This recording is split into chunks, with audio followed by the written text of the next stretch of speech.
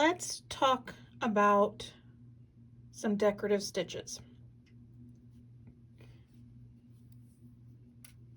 In my project, I have done an outline stitch here, and I've done chain stitching here and here.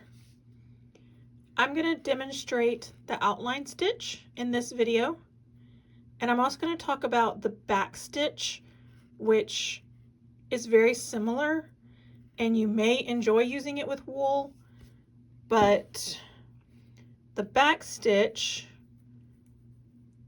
often in wool will leave like these little gaps because it's really hard to get the needle right back into the exact same hole because of the way the fibers are in the wool. So you can see this kind of looks kind of bumpy, and this looks like a nice line. So when you're doing lines in wool, I usually recommend an outline or a stem stitch versus a back stitch, because the outline and stem stitch give you a much nicer line with wool than the back stitch. Now the difference between outline and stem, they're the same stitch and done very similarly.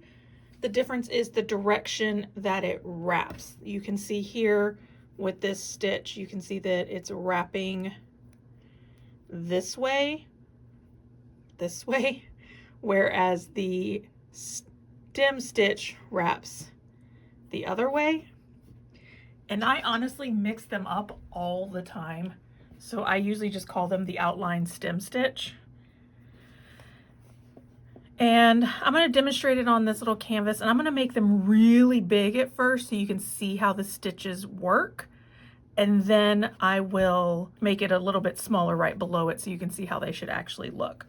Again, this is muslin, so the stitches are going to be much more visible than they would be on wool, but it does give you an idea of how to do the stitch. So to do an outline stitch, you're going to bring your needle up at point A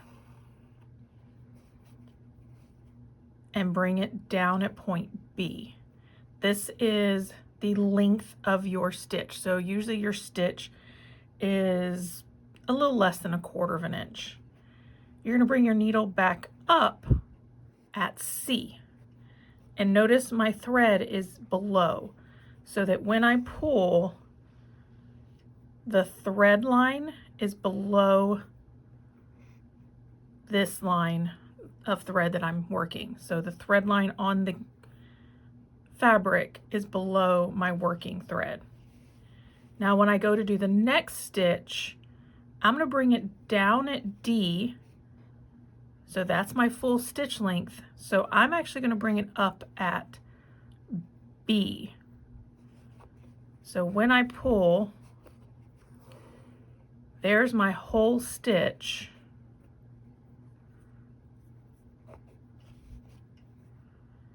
Even though it feels like you're only making half a stitch from the rest of the stitch. So again, down at E, up, bring it up through the hole of the previous stitch, and pull. So you can kind of see that little wrapping action, how it starts out on top and ends up underneath.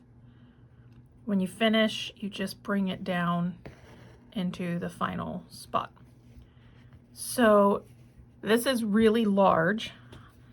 This is what it looks like if I am doing it normal size, so that you can get an idea.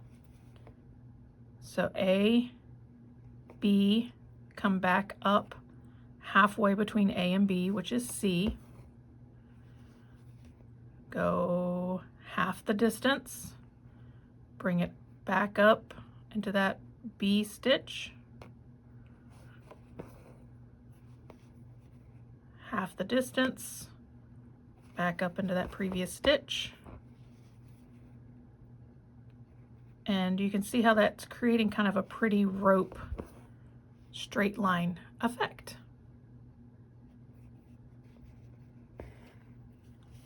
So there you go. That is the outline stem stitch.